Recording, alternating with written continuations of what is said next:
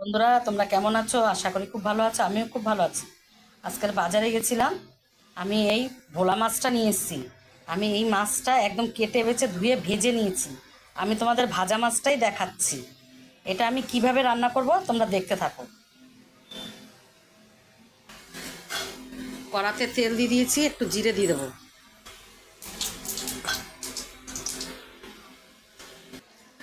আমি এই ভোলা মাছটা রান্না করব। এরকম করে লম্বা লম্বা করে কুমড়ো কেটে রেখেছি, আলু কেটে রেখেছি, আর এই কাঁচকলা দিয়ে রান্না করব। এখন আমি আলুগুলো দিয়ে দেবো।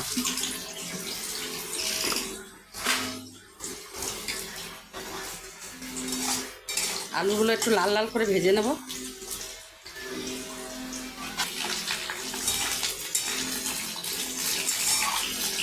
আলুটা একটু ভেজে নিলাম। আর এখানে আমি একটু আদা রসুন বেটে রেখেছি আর পেঁয়াজ। মশলাটা দিয়ে আবার ভালো করে একটু কষাবো।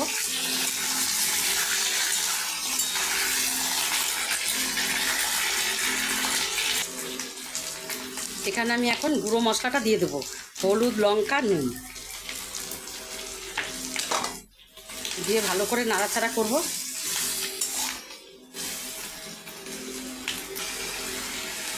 আমি এখন এই কুমড়োগুলো দিয়ে দেবো,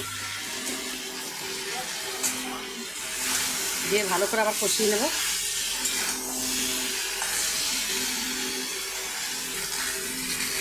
এখন আমি কাঁচকলাগুলো দিয়ে দেবো, আবার একটু কাঁচকলা দিয়ে কষিয়ে নেব।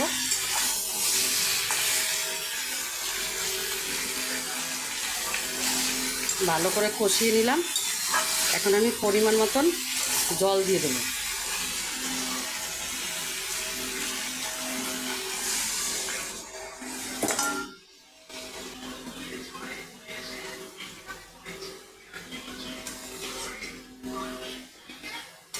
এখন আমি চাপা ঢাকা দিয়ে দেবো।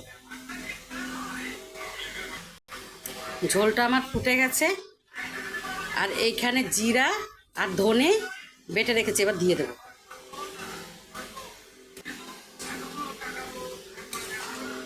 ভালো করে নাড়াচাড়া করে নেব।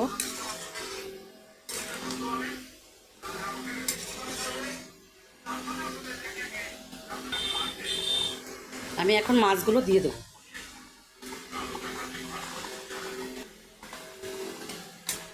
সব মাছগুলো দেওয়া হয়ে গেছে।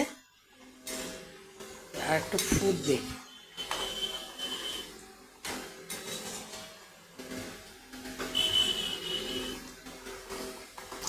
উপরের থেকে আমি নামানোর আগে একটু পাকা টমেটো দিয়ে দেবো।